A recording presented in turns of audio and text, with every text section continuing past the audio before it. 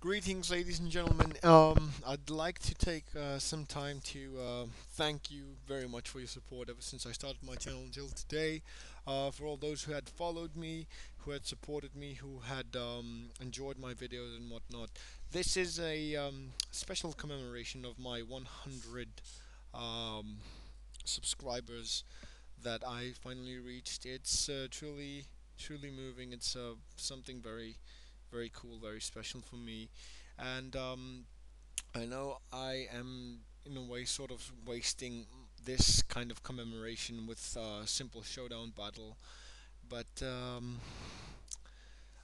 I think that it's the simple things in life that actually make it count. So, from the bottom of my abyss-like heart, I'd like to thank you all for watching, for supporting me, for showing that you were there for me in a way, even though I kind of stood you up so many times before. Like 4 months here, 2 weeks there, another month there. But you guys still stuck around and enjoyed watching my videos. Thank you very much. So, anyway, let's get into this showdown battle. I'm using Contrary Superior because I really wanted to try it out. Anyway, so you know how much I love Lander Asterion. It is the flavor of the month, and this Oro thing is not something I like to see. So anyway, I'm gonna go for the U-turn, expecting it to be a Zoroark, but apparently Zoroark does not pack Stealth Rock. So anyway, this thing looks like it's a choiced thing, but I go for the Scold maybe to get a burn, no burns. But my opponent goes for the Hammer on, which means that he misclicks the stealth rock earlier. So my opponent goes for the hammer arm as if Metagross wasn't slow enough. Anyway, nice seeing Camerupt and Zoroark there. It is something very pleasant to see that they are in OU. Anyway, so I'm going to go for my Landorus, taking a huge risk in case my opponent packs the Hidden Power Ice, but I think that the main reason why Magnezone is there is to kill off Ferrothorns and whatnot. So anyway, I go for the Earthquake. My opponent set up the rain for I don't know what reason. In comes Dragonite, which is something that I really don't understand, especially the fly. What is up with that? So anyway, I don't know the strat behind the fly, but apparently my opponent misses it, and I'm going to go for the Stone Edge and kill this Dragonite, which is fun. So anyway, in comes Camerupt. I know I outspeed this thing and I can kill it with an Earthquake. It was good seeing Camerupt know you, but it doesn't do too much. Anyway, so in comes God of War. This thing can take me out, especially if it's a Mega Evolution. So it's going to go for the Psyshock, which isn't going to do too much damage.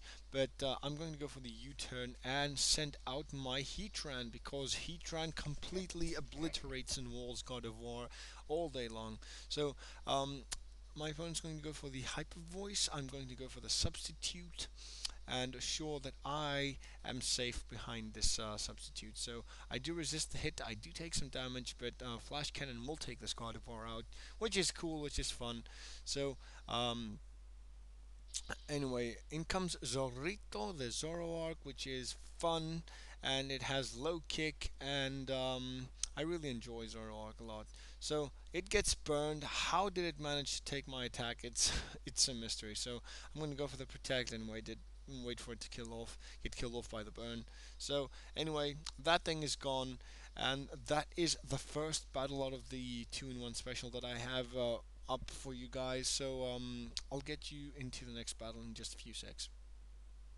And here we are. So my opponent has Executor and Emolga, and well, basically the only thing that is OU in his team is Gliscor, and Starapper is kind of an OU-ish thing, but my opponent is pretty ballsy bringing in such UU Pokemon. I want to see what they have up their sleeve, so let's get into this battle. I really enjoyed it, and I hope you guys enjoyed it too. So yeah, let's get into this. So my opponent goes for the Emolga. I have Landorus Therian. It cannot paralyze me with Nuzzle, but it does pack the Agility. which means that it might be a baton passing set. I really don't know what this thing is, but I will go for the Stone Age, and this thing has the focus sash, unfortunately, and it is forced to go for the baton pass. But fortunately for me, my opponent has +3 speed, but I go for the U-turn, which is quad super effective against this Executor, which is fantastic. So I can bring in Conkeldor, I can kill anything I want, but I'm going to switch out into my Landorus T again, Clefable, sorry.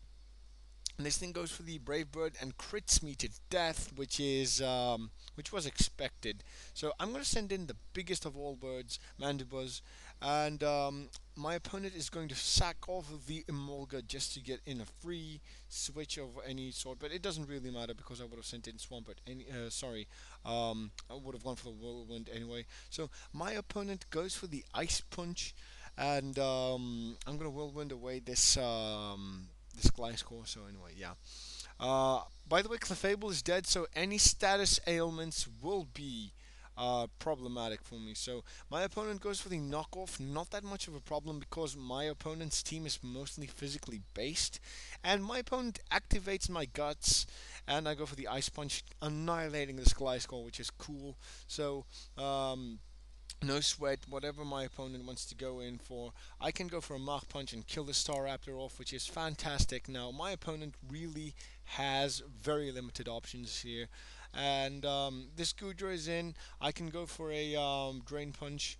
But they manage to set up. No, I go for the Ice Punch actually. So my opponent sets up the Rain, and Swampert is going to be a double speed. I really need my Conkeldurr here. So I'm going to send in my Lotic, kind of sack it off a little bit because I want to burn some rain turns. And generally, Swampert is a monster. It is a freaking monster. So anyway, I'm going to send in Mandibuzz to see how it fares against Swampert. But anyway, I get flinched, so that means that a well-aimed Ice Punch, meaning crit, will kill my thing. So anyway, I'm going to go for the intimidate with my Landorus. I'm gonna sack it off, but still the intimidate will be quite important. So anyway, my opponent goes for the waterfall. Thankfully, I do not flinch, and one of his members is holding a damp rock. So Ice Punch and Waterfall, two very powerful moves, will not be doing anything to Mandibuzz because of its defense, because of its bulk, and generally. My opponent goes for the Rain Dance, mainly to set up again, but I go for the knockoff. It really doesn't do too much against Swampert because it's bulky as hell, and I can afford to roost and get some health back. Anyway, my opponent goes for the Ice Punch, which does evidently less than Waterfall does. Yeah, as you can see, 25 for Ice Punch, 28 for Waterfall. Uh, but anyway, my opponent's going to go for another waterfall. I hope I don't flinch because if this thing flinches me, it's game over. So man, I'm going to go for a knockoff. Try to hurt the Swampert a little bit more. My opponent knows that wasting turns on this thing is not commendable. So anyway, I'm going to go for the knockoff. My opponent goes for the waterfall, and pretty much this is game. I can knock this thing off to a range where Conkeldurr can kill with a Mach Punch. He can kill off my Mandibuzz. It really, really doesn't matter to me anymore. So I'm gonna go spam knockoff, trying to kill the Swampert. And ladies and gentlemen, as you can comprehend, that is game. I hope you guys enjoyed this battle, and I managed to get a crit at the end, which is adding salt to the opponent's wound. So there you have it, ladies and gentlemen. This is a 2-in-1 100 subscribers mini special. I want to keep it low because I'm hoping for another 100 sometime in the future. Thank you guys for watching. Again, no